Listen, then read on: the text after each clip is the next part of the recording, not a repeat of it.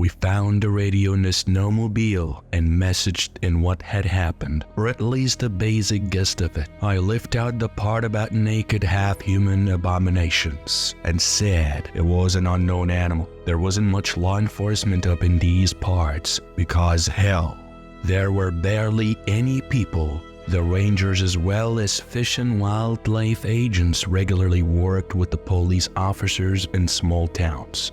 At least those who had police officers. Dozens of the local tribal villages had no police at all. These people would come to forest rangers and fish and wildlife agents most of all, and were always some of the country's friendliest and most helpful residents. By the time we got back to the original blood-stained footprints, the snow had covered up the tracks completely. However, based on the direction that the creature had been going and where the tracks had come from, I thought I knew where it might have started. Following the path in a nearly straight line led to the Lutna Peak Trailer Park. Ace and I drove off at max speed across the rolling hills and flat plains, the snow coming faster and heavier now. They say Eskimos have dozens of words for snow, and after being a ranger up here, I can say I've seen every variation of it 1,000 times. This was turning into the kind that was wet with huge flakes and tended to stick to everything.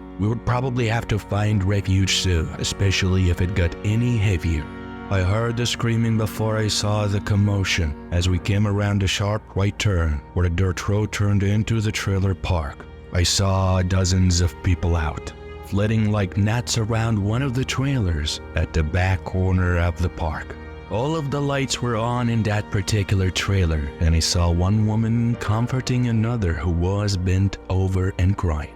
Even though almost everyone knew us here, I pulled out my badge identifying me as a federal law enforcement officer. Up here, all the rangers were technically federal agents, allowed to carry guns and make arrests like typical police, except we're licensed under the Department of the Interior rather than under state law enforcement agencies. I ran into the trailer, and after one long glance around the place, I knew there was no need to call for any ambulances.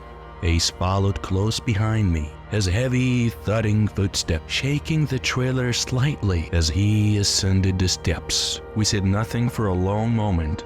The entire family was dead. There was blood everywhere, even spotting the ceilings. Most of it had frozen in the cold, and I wondered how long the door had been left open. There were body parts scattered across the room. An arm in the corner of the road, a head standing up on the kitchen counter, even a random tooth embedded into the sheetrock. The savagery was brutal, and the amount of strength required to carry out such an attack must have been extraordinary.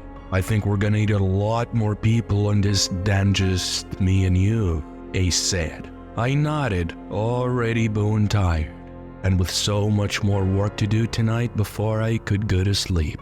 We found both states and federal authorities in the area, since much of the land was tribally owned.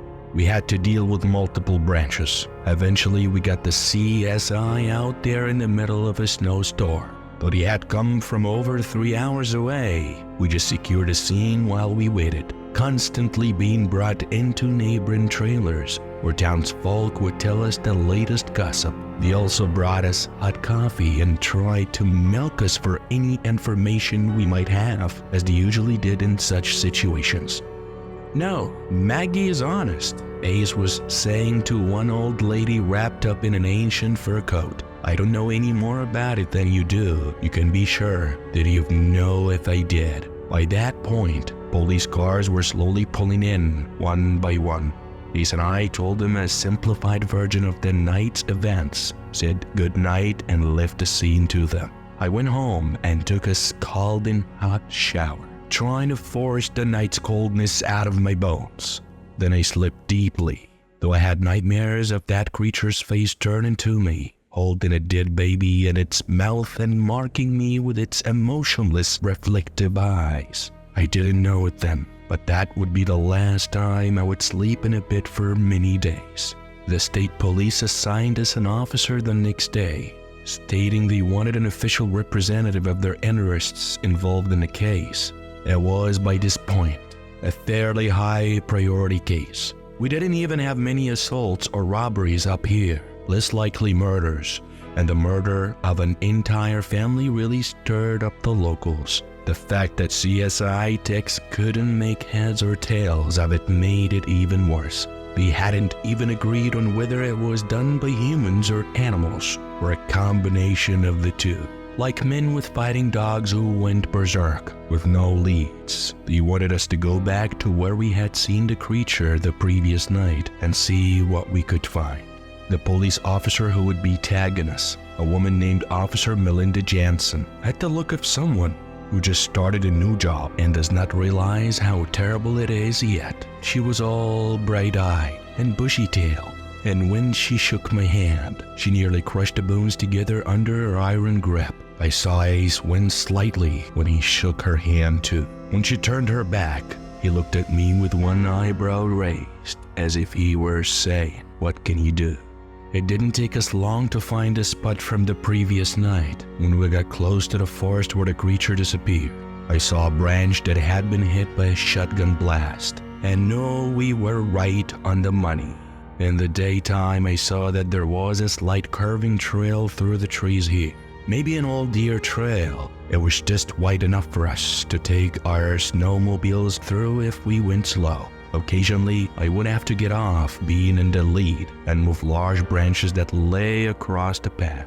But overall, it was faster going than I had expected. The trail followed across the top of a rolling hill, went down and then spiraled up around the mountain. We were high now, at least 7,000 feet above sea level, and the view went for hundreds of miles. It was breathtaking, seeing the frozen white landscape below us, mountains lining one horizon and the Arctic Ocean on another. A couple hundred feet ahead of us, however, the trail just stopped. I saw an opening in the mountain, slowly bringing my snowmobile up. I looked into it and saw what looked like naturally formed stone hallways. The hall sloped down at a steep angle without stairs. An eerie silence radiated from the gradually thickening darkness. The other two snowmobiles got out right behind mine, and Officer Jansen came walking up, flicking on her lid headlamp. Immediately, I saw a strip of light blue cloth. I walked forward, bending down to confirm what I had already suspected, that this was a piece of the missing infant's clothing. That looks like more than enough costuming. "Let's do this," Jansen said. "I'd like to be back before sundown." She kept walking without waiting for confirmation. Ace and I slung on our packs and turned on our headlamps. I tried using the radios and sat phone to share our location, but neither was working. The bright artificial lights showed that the natural stone walls of the hall just kept on descending into the mountain. A warm breeze blew past me, an acrid sulfuric smell following its wake. "This is just a body recovery mission at this point," I whispered to Ace, giving Officer Jansen a wide space so I could talk. "So why are we potentially risking our lives here? We should be waiting for backup. We both know that the infant is dead and has been for a while." "You know what I think?" Ace whispered conspiratorially, before a low shriek stopped us in all our tracks and ended conversation. I never did get to hear what he thought. By this point, it was much warmer than it had been outside, and I had the urge to start stripping off jackets. The shrieking had intensified and was now being answered by dozens of others that surrounded further away in the stone halls. Officer Jansen had pulled out her gun, which I saw with some astonishment was a 4.54 Ruger, a large caliber gun with good stopping power. I saw enough magazines strapped around her hips to decimate an entire herd of buffalo. I also pulled off my shotgun, making sure it was filled with lead slugs. "Do you have any idea what we were up against?" I asked her. Ace was right behind us, his shotgun already cocked and loaded, the muzzle pointed downwards. I was sweating heavily. By this point, the air in the tunnel just kept getting warmer and warmer. It felt like I was walking into a sauna. Thin clouds of mist and droplets of hot condensation clung to the smooth granite ceilings. The hall continued to descend at the same steep rate. but now I could see something at the bottom. I saw some sort of a light. Not much more than you, really, Officer Jansen said with a slight sneer.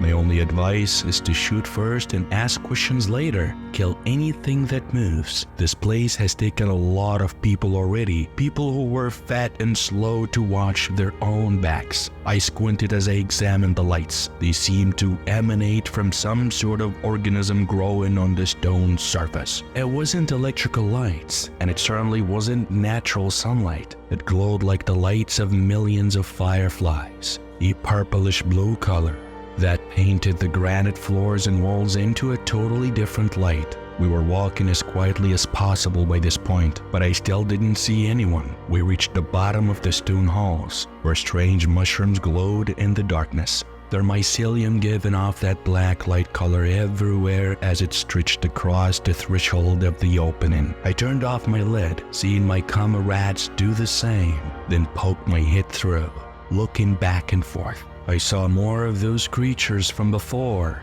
their lips missing, their skin pale, their eyes huge and rabid. They constantly twisted and snapped their heads to the left or right, as if hearing something only they could perceive. Two were dragging an elk that had been mutilated and torn down to metal. Another was dragging an old man's dead body forward by upraised legs. I saw the old man's head was missing, his wrinkled hands trailing behind the body. I watched where all this activity was headed. Then I gasped. A huge insectal monster sat lazily against the stone wall as these creatures brought it meat. The monster was so fat that I wasn't even sure it could stand up. It had a blood-red chitinous exterior with a hood like a cobra that extended around its head. Its teeth trembled together constantly as it shoved more gory offerings into its mouth, sending blood gushing forwards in thick clotted rivulets that dripped down its chin.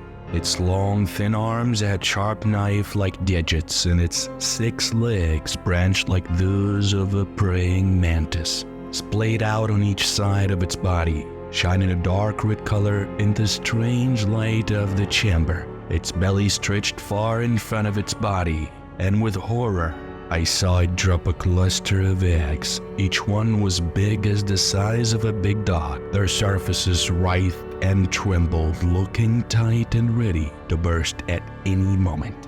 The creatures that fed and cared for this monster rushed over, dragging the eggs to the corner of the warm chamber. I saw that there were dozens more of them over there, and that some had already hatched. Whatever that monster was, it had already given birth, and now those things were walking around totally free to kill anything or anyone they wanted. To be continued.